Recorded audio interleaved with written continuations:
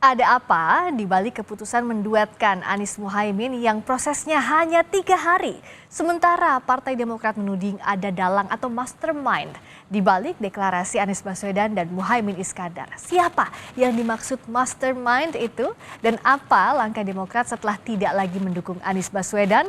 Kami akan membahasnya bersama Sekjen Partai Nasdem Hermawi Taslim dan pengamat komunikasi politik UGM Nyarwi Ahmad. Selamat malam Bapak-bapak.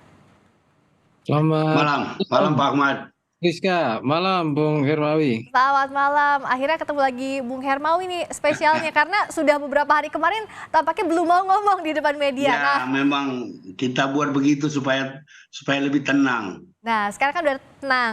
Pertanyaannya gini, setahun pacarannya sama Demokrat, bahkan katanya sudah ada surat lamaran dari Mas Anies ke Mas AHY untuk jadi pasangan. Ijab kabulnya sama Muhaimin Iskandar sama Gus Imin. Ceritanya gimana? Betul ada mastermind perjodohan politik ini? Ya, pertama saya mau tegaskan dulu yang 1 tahun itu Nasdem 3 Oktober 2022. Kalau Partai Demokrat kan ikut kemudian ya sekitar beberapa bulan terakhir baru deklarasi. Tentang mastermind mungkin baik kalau ditanya kepada Pak SBY supaya tidak saling tuding. Tetapi saya kira di Indonesia ini nanti Pak Ahmad bisa memberi komentar. Nasdem salah satu partai yang berdaulat penuh atas dirinya. Tidak ada yang bisa atur kami. Kita lihat perjalanan-perjalanan kepemimpinan Pak Surya Paloh. Yakinlah Nasdem itu mengambil keputusan atas pertimbangan internal. Kita bukan tipe partai politik yang diikat di pinggir pelabuhan lalu besok disuruh ke sana, gagal disuruh ke sini. Itu bukan level Nasdem. Apa yang terjadi kemarin itu sebuah keniscayaan. Kenapa? Karena dalam piagam kerjasama partai politik memang Pak Anies kan diberi kebebasan untuk memilih cawapres dengan kriteria-kriteria yang kita sudah sebutkan. Dan kalau oleh Pak Anies itu dianggap Caimin sebagai yang paling mendekati kriteria itu, itulah dia. Dan bersambut juga dengan pertimbangan-pertimbangan kami. Karena di Nasdem banyak sekali orang yang sudah mengenal Muhaimin sejak mahasiswa. Jadi kita clear sebenarnya. Kita clear. Oke. Yang lebih penting lagi kita mau move on. Yang kemarin-kemarin ini biasa saja. Namanya koalisi perubahan. Ada perubahan kok begini jadinya. Benar-benar ada perubahan di internal koalisi perubahan. Koalisi perubahan ada perubahan kok jadi begini. Kita juga heran. Oke, nah tapi gini, oke lah nggak sampai 1 tahun Bung Hermawi. Tapi kan beberapa bulan terakhir sudah mesra, bahkan betul 25 Agustus ada surat dari Mas Anies untuk Mas AHY untuk meminang jadi bakal calon wakil presiden. Itu betul atau tidak sehingga Demokrat sakit hati kaget 3 hari pendekatannya langsung dijawab iya sama Gus Imin? Saya tidak mau komentar itu karena saya juga baru lihat di posting, tetapi saya 28 tahun jadi lawyer. Kalau surat itu tidak sempurna untuk jadi alat bukti, tanggalnya saja tidak ada. Tapi oke lah, informasi itu nanti bisa tanya ke Pak Anies. Maksud saya kok jadi seperti ini gitu loh. Bapernya berlebihan. Sudahlah, dunia juga belum kiamat. Proses ini berlangsung terus. Kami juga terus bekerja keras. Kita terus berusaha menyambung komunikasi. Oke lah. Terus Pak Surya bersama Pak Anies itu bertemu pimpinan-pimpinan, bertemu Ketua Dewan Suruh PKS. Komunikasi apa lagi yang harus kita bangun? Nah, sudah seperti apa kita? Jangan merasa perasaan-perasaan sepihak ini harus kita tinggalkan. Kita harus lebih dewasa, lebih matang dalam berpolitik. Menurut saya begitu. Masih ada sisa perasaan kecewa dari Demokrat. Oke, katanya ada 7 kali Mas Anies meminta Mas AHY jadi bakal cawapres, tapi akhirnya malah berlabuh ke Gus Imin. Termasuk juga apa betul tidak ada komunikasi dari Nasdem ke Demokrat selama pendekatan berlangsung dengan PKB ini? Setahu saya, kalau berdasarkan penjelasan juru bicara Pak Anies, Pak Sudirman Said, beliau terus berkomunikasi secara intens. Jadi begini Mbak, koalisi ini kan menjamin kedaulatan partai-partai sendiri-sendiri. Kami kalau mau mengambil keputusan, itu kan tidak bisa sepihak. Diskusi-diskusi, dialog, ada kadang-kadang. Dan tim 8 itu terus-menerus bertemu. Terus-menerus bertemu. Jadi ini sesuatu hal yang biasa. Nasdem pernah mengalami yang lebih menyakitkan dari ini.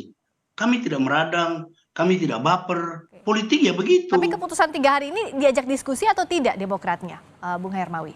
Saya kira terlalu didramatisasi kalau keputusan 3 hari. Komunikasi dari dulu terus berlangsung. Komunikasi terus berlangsung. Begini, Mbak, kebebasan Anies memilih wakil presiden itu tertulis nyata, harus dihormati. Jangan dipersempit. Anies harus memilih wapres ini. Kalau tidak dianggap jadi pengkhianat. Itu yang logikanya tidak ada gitu loh. Jangan dipersempit. Kita lihat, kita coba track record. Ketika nama seseorang muncul, selain yang dimaksud oleh kawan-kawan di sebelah sana, ada yang marah. Ada yang main di Twitter. Muncul nama Kofifa ngamuk. Muncul nama Susi marah. Muncul nama Putri Gus Dur marah. Ini ada kita mau dialog. Kita inventarisir putra-putri terbaik bangsa. Jangan dikit-dikit baper, dikit-dikit baper. Kita komunikasi, dan tadi itu kan sudah dikatakan oleh Herzaki juga. Ya ini juga tidak ada apa-apa, dunia belum kiamat. Kita move on lah. Terlalu banyak energi kita habis untuk membicarakan hal-hal yang tidak penting. Keputusan sudah diambil. Kami juga mengambil keputusan itu penuh dengan pertimbangan, berbagai pertimbangan, berbagai konsultasi, yang akhirnya kita harus menjatuhkan pilihan. Dan Pak Surya kemarin sudah mengatakan kita akan menjadi koalisi pertama yang mendaftar di KPU. Nah, dan itu Nasdem dan PKB, hanya Nasdem dan PKB saja sampai prosesnya kemarin Mas Anies meminang Gus Imin, atau melibatkan juga Demokrat dan PKS? Taruhlah kalau PKS menerima, Demokrat dilibatkan tidak dalam proses? Jadi Partai Demokrat kan secara terbuka telah menyatakan di publik, beliau menyatakan keluar, kita hormati itu. Kalau PKS sampai tadi pagi acara di Medan, Pak Anies masih ikut. Minggu depan di Palembang bersama Nasdem. Kita ini baik-baik aja lah sebagai anak bangsa. Nggak usah baper-baperan berlebihan, berulang-ulang yang berbicara. Kita mau siapa yang harus kita dengar? Sekjen atau Andi Malarangeng atau Pak SBY? Ini kan muncul berulang-ulang nih. Berulang-ulang di TV, narasinya berbeda-beda. Maksud saya, biar ini menjadi pembelajaran, beginilah cara kita berkomunikasi untuk mengambil keputusan menuju yang terbaik buat bangsa. Oke, tadi pernyataan Bung Herzaki itu 1 September 2023 di program Dua Arah, baru hari Jumat kemarin, artinya masih grass tuh setelah adanya pengumuman dari Nasdem dan PKB. Kalau Bung Nyarwi? Ya, jadi saya tidak tahu kok bisa sampai 7 kali diminta. Kan itu harus ada persetujuan partai-partai. Jadi Pak Anies yang mengumumkan harus dengan persetujuan partai-partai. Kita nggak pernah itu. Jangankan 7 kali, 6 kali juga kita nggak pernah. Kok tiba-tiba jadi begini? Untung 7 kali, kalau dibilang 70 kali, bagaimana cara memverifikasinya? Nah, pasca ini sudah komunikasi dengan Demokrat atau tidak, Bung Hermawi? Kita tidak komunikasi lagi karena Demokrat di publik telah mengatakan keluar dari koalisi. Nah, kita mau bagaimana cara berkomunikasi? Ya mungkin nanti pelan-pelan, tapi secara personal kita terus baik kok dengan kawan-kawan Demokrat. Pelan-pelan ketika tensi mulai turun, kita nanti bicara lagi. Oke, kalau Bung Nyarwi lihatnya seperti apa? Ini komunikasinya belum ada sampai sekarang dengan Demokrat. Kalau Demokrat merasa meradang karena tidak dilibatkan dalam proses meminang Gus Imin jadi partnernya Mas Anies Baswedan. Kalau istilahnya Demokrat kok nggak ada kulunuwun. Nah, kalau Bung Nyarwi lihat apa ya, tensi yang tinggi ini di koalisi perubahan yang sekarang ditinggalkan Demokrat ini, apa sih yang jadi sebab? Iya, ini kan karena terjadi perubahan yang sangat cepat sekali dalam koalisi perubahan. Jadi tidak membuat anggota koalisi perubahan sendiri seperti Demokrat tidak siap, tiba-tiba kaget gitu ya. Kalau paradoksnya anggota koalisi perubahan tapi kaget dengan perubahan sendiri dalam koalisinya ya. Ini juga terjadi. Tapi begini Friska ya, saya kira ini juga berangkat dari multi persepsi atas piagam. Ya, tadi Bung Hermawi mencontohkan ya, sebenarnya siapa sih yang punya otoritas atau dikasih kewenangan menentukan cawapres misalnya begitu. Di koalisi itu disebutkan Anies misalnya begitu ya sebagai bukan kewenangan. Tapi kan di mata mungkin ya yang didengar oleh kubu yang lain khususnya Demokrat itu kan yang punya inisiatif Pak Surya gitu ya. Nah itu yang kemudian muncul kontroversi apa namanya interpretasi. Ini saya sebagai orang komunikasi ya Ya, mencoba melihat dulu.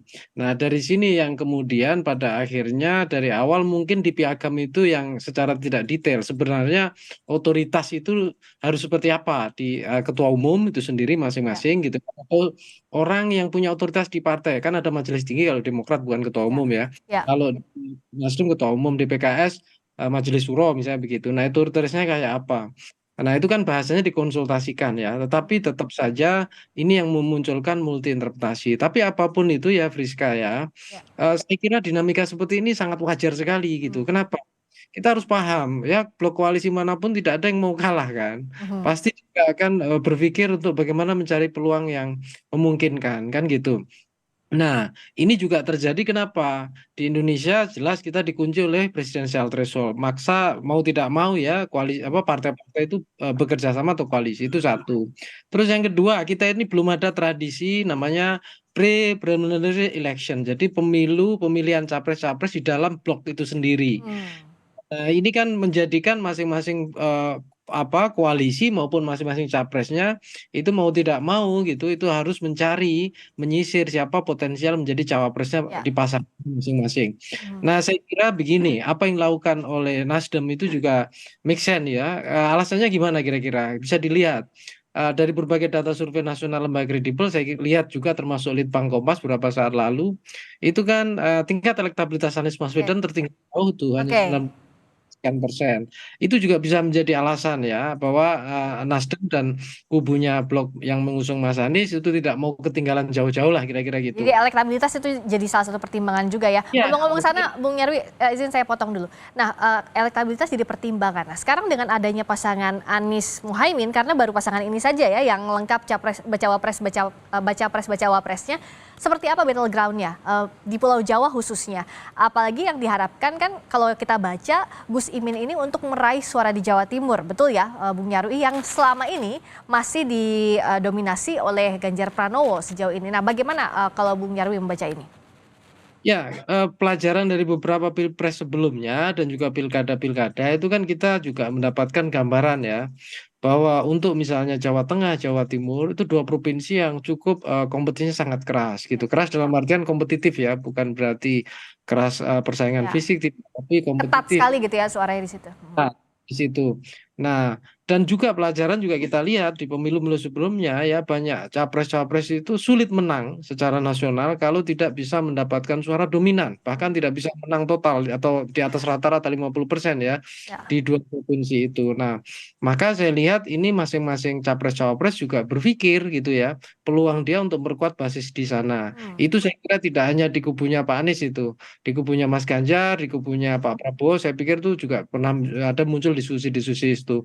Apalagi ya Friska, itu di kubunya Mas Anies tuh.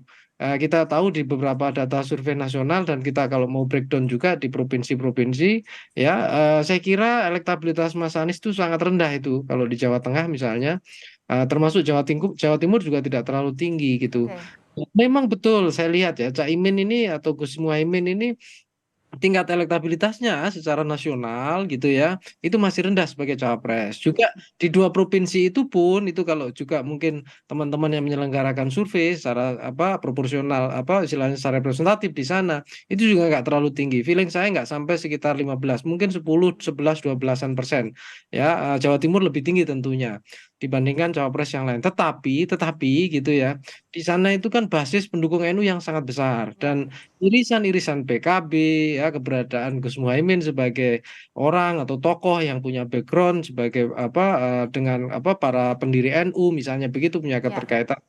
Nah, itu yang saya kira menjadi harapan bagi Nasdem gitu ya dan teman-temannya kalau nanti berkoalisi. Mhm. Karena kan paling tidak kita tahu ya elektabilitas Mas Anies itu masih jauh memang apa namanya Ya. Rizka ya. Ya. Tapi saya lihat ini kan kubunya Nasdem ini sedang merajut harapan nih, Ya. Bung Jokowi dan kawan-kawan nih. Ya, paling nggak pertama tertinggalnya jangan jauh-jauh gitu ya. Mhm. Syukur bisa naik gitu kan gitu. Jadi ini yang kemudian akhirnya komposisi-komposisi yang ada di bloknya itu ya terjadi perubahan ketika menggandeng PKB. Nah ini juga konsekuensi politiknya ada, memunculkan kekecewaan di blok yang lain, khususnya di kubu yang lain yaitu Partai Demokrat. Tapi ini juga masih dalam batas kewajaran juga menurut saya. Kenapa? Oke. Karena juga itu bisa dikomunikasikan sebenarnya ketika balik lagi ke kesepakatan. Malah saya berpikirnya begini, Apa? Friska ya. Ada baiknya sebenarnya ya partai yang seperti Demokrat itu kan partai besar di masa 2000 2014 juga Ya, ya ketika SBY ada keberanian mestinya untuk mengusung di blok koalisi dari awal ya di pasangan capres cawapres gitu ya. oke. Dan kita lihat dari Nasdem aja partai menengah punya keberanian untuk itu ya. Hmm, Nah, kenapa ya, Demokrat juga tidak punya gitu kan gitu. oke. Nah, artinya Ya, saya kira daripada menjadi follower lebih bagus juga berani oke. mengambil sebagai leader. Nah, Artinya begitu juga ya. peluang-peluang yang bisa dipertimbangkan ke depannya Nah, itu ya. bicara membaca peluang ini gimana Bung Hermawi? Kan sekarang sudah ada pasangannya untuk gaspol merajut harapan kalau bahasanya Bung Nyarwi ini setelah dideklarasikan pasangan Anies dan Gus Imin.